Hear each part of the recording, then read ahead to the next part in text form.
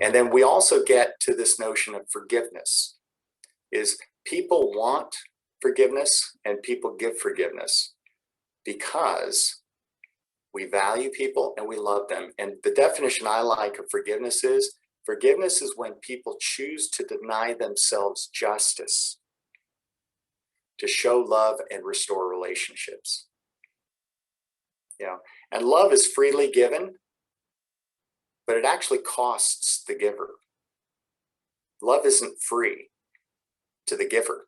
It's free to the receiver. So when we talk about justice, and especially, I'll use the example of my grandmother's sister, we've kind of chosen and embraced the idea that, we're going to forgive. And we choose to deny ourselves justice to show love and to restore relationships. Because the key thing about Judaism and Christianity is relationships. First, for the relationship with God.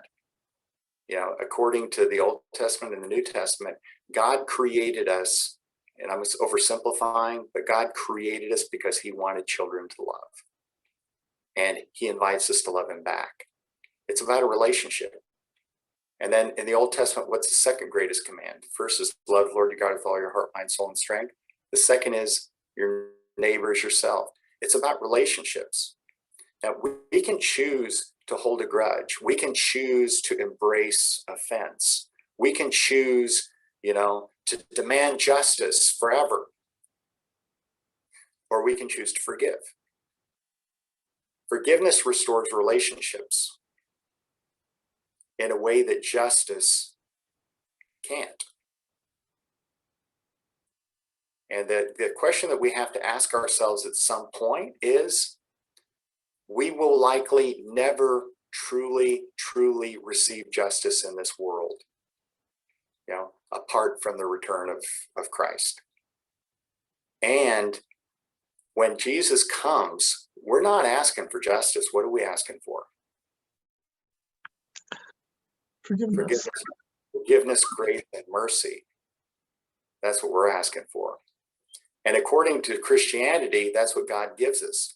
He gives us the good that we don't deserve. He extends us mercy, and he gives us forgiveness. So as Christians, our challenge is to embrace the notion of justice, but to do it in a way that the ultimate objective of justice doesn't contradict love. We're trying to pursue justice that ultimately restores relationships. That's the real objective. It's easy to kill your neighbor, but the best way, or kill your enemy, but the best way to defeat your enemy is not by killing him. The best way to defeat your enemy is make him your friend. Is you love on your enemies. And it's up to them to choose to love you back. And that doesn't mean you don't defend your family and things like that, because you got to love your family too. But you see the point? And we do want to pursue justice for people.